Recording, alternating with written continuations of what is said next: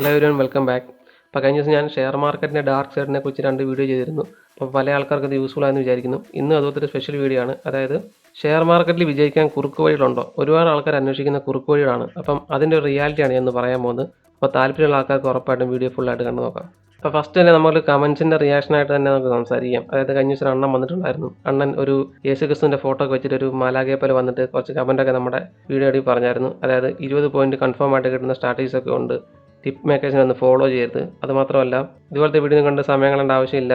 ഇഷ്ടംപോലെ ഷോർട്ട് കട്ടൊക്കെ ഉണ്ട്. ആ ഷോർട്ട് കട്ടൊക്കെ ഉപയോഗിച്ചാൽ നിങ്ങൾക്ക് നല്ല ട്രേഡർ ആകാൻ പറ്റുന്നതൊക്കെ പുള്ളി പറയുന്നുണ്ടായിരുന്നു. ഇങ്ങനെയൊക്കെ പറയുന്നുണ്ട്. ഇതെല്ലാം ശരി തന്നെയാണ്. പക്ഷേ ഇന്നത്തെ ഒരു സംഭവം എന്ന് പറഞ്ഞു കഴിഞ്ഞാൽ ഇത്ര ഈസി ആയിട്ട് അച്ചീവ് ചെയ്യാൻ പറ്റുന്ന സംഭവമാണെന്നെങ്കിൽ പിന്നെ എന്തുകൊണ്ടാണ് ഈ 90% ആൾക്കാരും ഇതിനകത്ത് ലോസ് ഉണ്ടാക്കുന്നത്? പിന്നെ ഇത് എല്ലാവർക്കും അച്ചീവ് ചെയ്യാൻ പറ്റാത്തൊരു സംഭവമാണ്, എല്ലാവർക്കും അറിയാം. കാരണം 90% ആൾക്കാർ ലോസ് ഉണ്ടാക്കുന്ന ഒരു മേഖലയാണ് ഷെയർ മാർക്കറ്റ്. അപ്പോൾ അത് ക്രാക്ക് ചെയ്യണമെന്നുണ്ടെങ്കിൽ അത്ര ഹാർഡ് വർക്ക് നമ്മൾ എടുത്തേ പറ്റത്തുള്ളൂ. അതൊരു ഫാക്റ്റാണ്. അപ്പോൾ അതിന് ഷോർട്ട് കട്ട് ഉണ്ടെന്നൊക്കെ പറഞ്ഞത് ഉണ്ടാകാം, ഉണ്ടാകാതിരിക്കാം. പക്ഷേ നമ്മൾ സിസ്റ്റമാറ്റിക് ആയിട്ട് രീതി അപ്രോച്ച് ചെയ്താൽ മാത്രമേ നമുക്ക് എവിടെയും നമുക്ക് നിലനിൽപ്പ് ഉണ്ടാകത്തുള്ളൂ. ഇപ്പോൾ ഷോർട്ട് കട്ടുകളുണ്ടെങ്കിൽ ഷോർട്ട് കട്ട് ഉണ്ട്. ഇപ്പോൾ നമ്മളൊരു പെയ്ഡ് ആയിട്ടുള്ള ഒരു ടെലഗ്രാം ചാനലോ അങ്ങനെ എന്തെങ്കിലും പരിപാടിയിലൊക്കെ കയറുകയാണെന്നുണ്ടെങ്കിൽ അവർ ഇഷ്ടംപോലെ സ്ട്രാറ്റജീസ് ഒക്കെ തരും, അവരുടെ കോൾസ് കിട്ടും, അങ്ങനെ പല കാര്യങ്ങളുണ്ട്. നമുക്ക് കൃത്യമായിട്ട് കാര്യങ്ങൾ ചെയ്യാൻ പറ്റുന്നുണ്ടെങ്കിൽ അത് നോക്കി ചെയ്യാനേ ഉള്ളൂ. പക്ഷേ അവിടെ നമുക്ക് വില്ലനായിട്ട് വരുന്നത് നമ്മുടെ ഇമോഷണൽ കൺട്രോളാണ്. ഇമോഷണൽ കൺട്രോൾ അല്ലെങ്കിൽ ഉറപ്പായിട്ടും നമുക്ക് അവിടെ പണി കിട്ടും. കാരണം എന്താണെന്ന് വെച്ചാൽ കൂടുതൽ ക്വാണ്ടിറ്റി എടുത്ത് ട്രേഡ് ചെയ്യുക, ഓവർ ട്രേഡ് ചെയ്യുക, ഇതുപോലത്തെ പ്രശ്നങ്ങളൊക്കെ ഉണ്ട്. അതുകൊണ്ട് മെൻ്റൽ കൺട്രോൾ ഇല്ലാതെ നിങ്ങൾ പ്രോഫിറ്റബിൾ ആയിട്ട് സ്ട്രാറ്റജി കിട്ടിയാൽ പോലും നിങ്ങൾക്ക് അവിടെ സക്സസ് ഉണ്ടാക്കാൻ പറ്റത്തില്ല. അതുകൊണ്ട് ആ ഇമോഷണൽ കൺട്രോൾ നിങ്ങൾക്ക് കിട്ടണമെന്നുണ്ടെങ്കിൽ ഉറപ്പായിട്ട് നിങ്ങൾ പ്രാക്ടീസ് ചെയ്യണം. പ്രാക്ടീസ് ചെയ്ത് ഒരിക്കലും അത് അച്ചീവ് ചെയ്യാൻ പറ്റത്തില്ല. അതുകൊണ്ടാണ് സിസ്റ്റമാറ്റിക് ആയിട്ട് രീതിയിൽ തന്നെ ട്രേഡ് ചെയ്ത് പഠിക്കണം എന്ന് പറയുന്ന കാര്യം. പിന്നെ എങ്ങനെ പഠിക്കുക എന്നുള്ളത് നമുക്ക് യൂട്യൂബ് വീഡിയോ കാണുക, അല്ലാന്നുണ്ടെങ്കിൽ ബുക്കുകൾ വായിക്കുക, അല്ലെങ്കിൽ ആർട്ടിക്കിൾസ് വായിക്കുക, ഇങ്ങനെയൊക്കെ പഠിക്കാൻ പറ്റത്തുള്ളൂ. അല്ലാതെ പ്രത്യേകിച്ച് യൂണിവേഴ്സിറ്റി ഒന്നുമില്ല ഷെയർ മാർക്കറ്റ് പഠിക്കാൻ വേണ്ടി ഇവിടെ. അതുകൊണ്ട് നമുക്ക് കിട്ടുന്ന കൂടുതൽ നോളജ് യൂട്യൂബിൽ നിന്നാണ്. പല ആൾക്കാരും പറഞ്ഞ എക്സ്പീരിയൻസും പിന്നെ ബുക്കിൽ നിന്നൊക്കെ ഉണ്ട്. അപ്പോൾ ഏതൊക്കെ രീതിയിൽ നമുക്ക് നോളജ് ഉണ്ടാക്കുക അത് നമ്മൾ കണ്ടുപിടിച്ച് നമ്മൾ ഉണ്ടാക്കിയെടുക്കേണ്ടി വരും. ഇഷ്ടംപോലെ ബുക്കുകൾ വായിക്കുക, യൂട്യൂബ് വീഡിയോ കാണുക.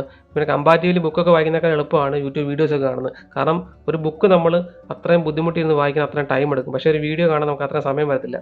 പിന്നെ ഇതിനകത്ത് പഠിപ്പിക്കുന്ന തിയറി എന്ന് പറഞ്ഞാൽ എല്ലാ ആൾക്കാർക്കും അറിയാവുന്ന സംഭവം തന്നെയാണ്. എല്ലാ മെൻറ്റേഴ്സും എല്ലാ ആൾക്കാരും പറയുന്നത് സെയിം കാര്യം തന്നെയാണ്. നമുക്ക് വേണ്ട കാര്യങ്ങൾ മാത്രം നമ്മൾ ഉള്ളോട്ട് എടുത്താൽ നമുക്ക് ബേസിക് ആയിട്ടുള്ള കാര്യങ്ങൾ അറിയണമെന്നുണ്ടെങ്കിൽ നമ്മൾ യൂട്യൂബ് നോക്കി ഇഷ്ടംപോലെ ആൾക്കാർ പറയുന്നുണ്ട് ബേസിക് ആയിട്ടുള്ള കാര്യങ്ങൾ. പക്ഷേ യൂട്യൂബ് ഒന്നും ഇല്ലാത്ത കാലഘട്ടത്തിൽ ഒരുപാട് ആൾക്കാർ ബുക്കൊക്കെ വായിച്ച് അത്രയും ടൈമൊക്കെ ഡെഡിക്കേറ്റഡ് ആണ് ഈ സംഭവമൊക്കെ പഠിച്ചത്. പക്ഷേ നിങ്ങൾക്ക് ഇപ്പോൾ പഠിക്കണമെന്നുണ്ടെങ്കിൽ യൂട്യൂബ് നോക്കി പഠിക്കാം. ബേസിക് ആയിട്ട് കാര്യങ്ങൾ നമ്മൾ പഠിച്ചെടുത്ത് കഴിഞ്ഞാൽ പിന്നെ നമ്മൾ സ്വന്തമായിട്ട് ചെയ്യാൻ പഠിക്കണം. അതാണ് എൻ്റെ ഒരു മെയിൻ സംഭവം. അത് വേറെ ആൾക്ക് നമ്മളെ പഠിപ്പിച്ച് തരാൻ പറ്റത്തില്ല. ഇപ്പോൾ എത്ര നല്ലൊരു മെൻറ്ററിൻ്റെ അണ്ടറിൽ പഠിച്ചാലും എത്ര നല്ലൊരു കോച്ചിൻ്റെ അണ്ടറിൽ പഠിച്ചെന്ന് പറഞ്ഞാലും നിങ്ങൾക്ക് ഗൈഡ് ലൈൻസ് മാത്രമേ കിട്ടത്തുള്ളൂ. ഇങ്ങനെ ചെയ്യാം, അങ്ങനെ ചെയ്യാം, പിന്നെ അവരുടെ കുറച്ച് എക്സ്പീരിയൻസും കിട്ടും. അതല്ലാതെ നമ്മളൊരു കാര്യം ചെയ്യാൻ വേണ്ടി അവരെ പ്രാപ്തരാക്കി തരാനൊന്നും പറ്റത്തില്ല.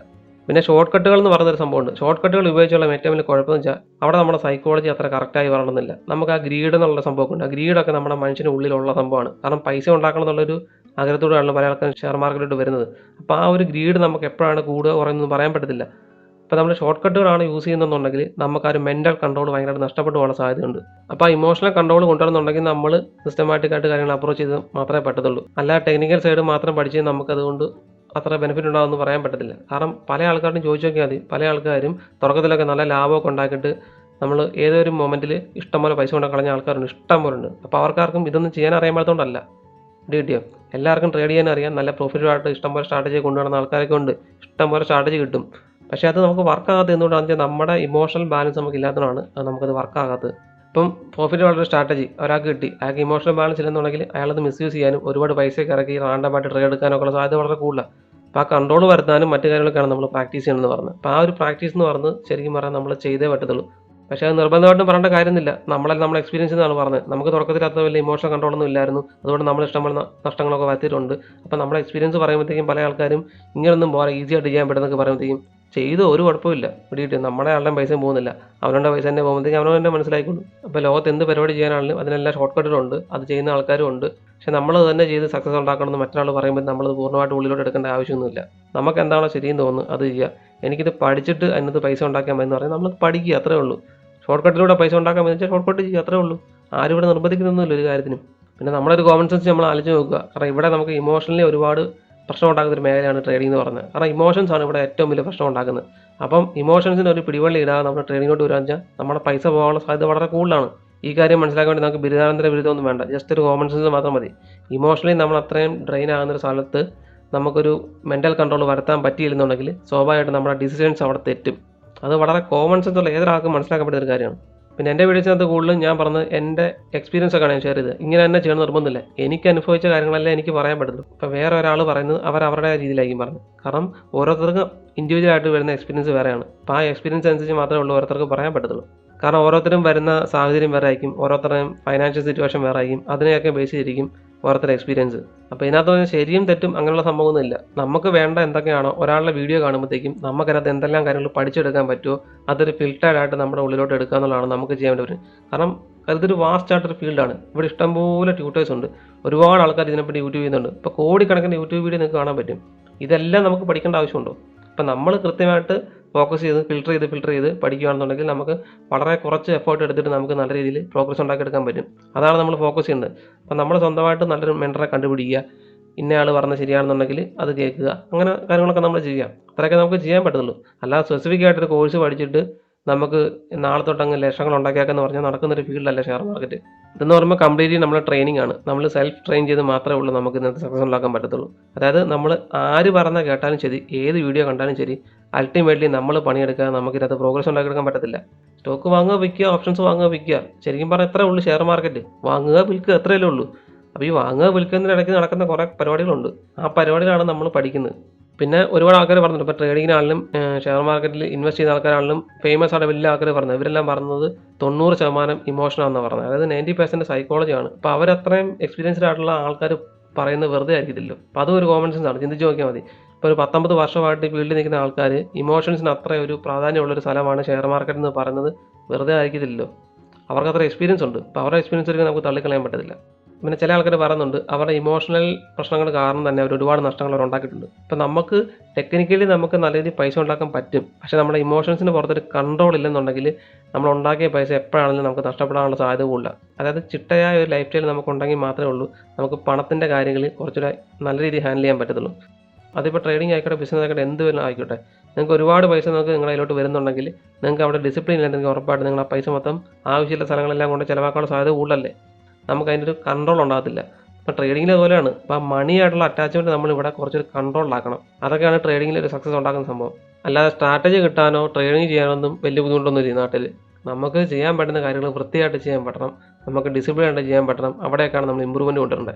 അപ്പോൾ ഞാൻ എൻ്റെ വീഡിയോയ്ക്കകത്ത് കൂടുതലും പറയുന്നത് അതൊക്കെയാണ്. അതായത് ഞാൻ ട്രേഡിങ്ങിനെ പറ്റി മാത്രം ഫോക്കസ് ചെയ്തല്ല, ഞാൻ ലൈഫ് സ്റ്റൈലിനെയും കൂടെ ബേസ് ചെയ്താണ് പറയുന്നത്. അതായത് നമ്മൾ ഇതുപോലെ ഫീൽഡോട് വരുമ്പോഴത്തേക്കും നമ്മൾ കുറച്ച് ഡിസിപ്ലിൻ ഉള്ള ആളായിരിക്കണം.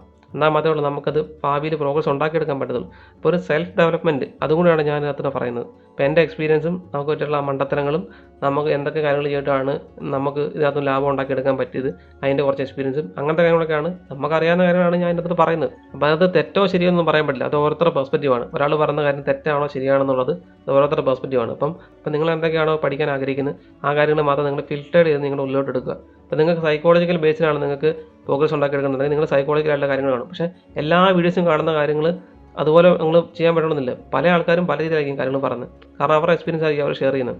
അപ്പം നമുക്ക് എന്തൊക്കെയാണോ വേണ്ടത് അത് നമ്മൾ ഫിൽറ്ററായിട്ട് ഉള്ളിലോട്ട് എടുക്കുക, പിന്നെ നമ്മളെ ഒന്ന് മോൾഡ് ചെയ്ത് കൊണ്ടുവരിക. അപ്പോൾ സ്വാഭാവികമായിട്ട് നമുക്ക് ലാഭം ഉണ്ടാക്കിയെടുക്കാൻ പറ്റും. അതുകൊണ്ട് ഷോർട്ട് കട്ടുകൾ എന്നുള്ള സംഭവം പരമാവധി നമ്മൾ ഒഴിവാക്കാൻ ശ്രമിക്കണം. കാരണം ഷോർട്ട് കട്ടിലൂടെ നമുക്കൊരു സക്സസ് ഉണ്ടാക്കി എടുത്തു കഴിഞ്ഞാൽ അത് നിലനിൽക്കാനുള്ള സാധ്യത വളരെ കുറവാണ്. ഇതിപ്പോൾ ഞാൻ പറഞ്ഞതല്ല, നമ്മുടെ പേഴ്സണൽ എക്സ്പീരിയൻസ് ഉണ്ട്. അത് മാത്രമല്ല പല ആൾക്കാരും പറഞ്ഞു കേട്ടിട്ടുണ്ട്. പിന്നെ യൂട്യൂബിൽ തന്നെ നോക്കി അറിയാൻ പറ്റും, വലിയ ആൾക്കാർ കോടികളിട്ട് കൈകാര്യം ചെയ്യുന്ന ആൾക്കാർ പറഞ്ഞിട്ടുണ്ട് ഷോർട്ട് കട്ട് മുഖേന പല ആൾക്കാർ സക്സസ് ഉണ്ടാക്കിയിട്ടുണ്ട്. പക്ഷേ അവർക്ക് അവിടെ സർവൈവ് ചെയ്യാൻ ബുദ്ധിമുട്ടാണ്. അതുകൊണ്ട് നമുക്ക് സ്വന്തമായിട്ടൊരു മേഖലയിൽ വിജയിക്കണമെന്നുണ്ടെങ്കിൽ നമ്മൾ ഒരുപാട് ഹാർഡ് വർക്ക് തന്നെ ചെയ്യണം. അല്ലാതെ ഈസി ആയിട്ട് ഒരു കാര്യം അച്ചീവ് ചെയ്യാൻ നോക്കി കഴിഞ്ഞാൽ അതിന് ഇഷ്ടം പോലെ കുഴപ്പങ്ങളുണ്ട്. പിടികിട്ടിയോ? അവിടെ നമ്മുടെ സൈക്കോളജി കറക്റ്റ് ആകത്തില്ല, നമ്മുടെ പണത്തിലുള്ള ഇടപാട് ശരിയാകത്തില്ല, അങ്ങനെ ഒരുപാട് കാര്യങ്ങളുണ്ട്. ഇപ്പോൾ ലോട്ടറി അടിച്ച ആൾക്കാർ നമ്മുടെ നാട്ടിൽ കണ്ടില്ലേ, ലോട്ടറി അടിച്ച പല ആൾക്കാരും ആത്മഹത്യ ചെയ്തിട്ടുണ്ട്. പൈസ ഇല്ലാത്തതാണോ? അത്രയും പൈസ പെട്ടെന്ന് കയ്യിലോട്ട് വന്നപ്പോഴത്തേക്കും അവരടക്കേണ്ട ടാക്സിനെ പറ്റിയോ അല്ലെന്നുണ്ടെങ്കിൽ എന്താണ് ചെയ്യേണ്ടതിനെ പറ്റി പല ആൾക്കാരും ഐഡിയ ഇല്ലാതെ പോയി. അതുകൊണ്ട് ഇപ്പം ലോട്ടറി അടിക്കുന്ന ആൾക്കാർക്ക് പ്രത്യേക കൗൺസിലിങ്ങും അങ്ങനത്തെ കാര്യങ്ങളൊക്കെ ചെയ്യുന്നുണ്ട് നമ്മുടെ കേരള സർക്കാർ. ഏതൊരു മേഖലയിൽ നമുക്ക് ശോഭിക്കാൻ പറ്റും, പക്ഷേ അവിടെ നിലനിർത്തണമെന്നുണ്ടെങ്കിൽ നമുക്ക് ആ ഡിസിപ്ലിൻ ഉറപ്പായിട്ട് ഉണ്ടാക്കിയെടുക്കണം. അപ്പം ഞാനതാണ് എൻ്റെ വീഡിയോക്കാരിൽ കൂടുതൽ പറയുന്നത്.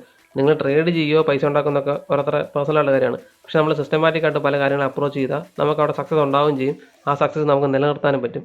അതുകൊണ്ട് ഹാർഡ് വർക്ക് ചെയ്യുന്ന ആൾക്കാർക്ക് ഉറപ്പായിട്ടും സക്സസ് ഉണ്ടാകട്ടെ എന്ന് ഞാൻ ആശംസിച്ചുകൊണ്ട് ഈ വീഡിയോ വൈൻഡപ്പ് ചെയ്യുന്നു. അപ്പോൾ ഇതുപോലത്തെ ഒരു ടോപ്പിക്കായിട്ട് നമുക്ക് വീണ്ടും കാണാം. അതുവരെ happy trading, happy investing. See in the next video.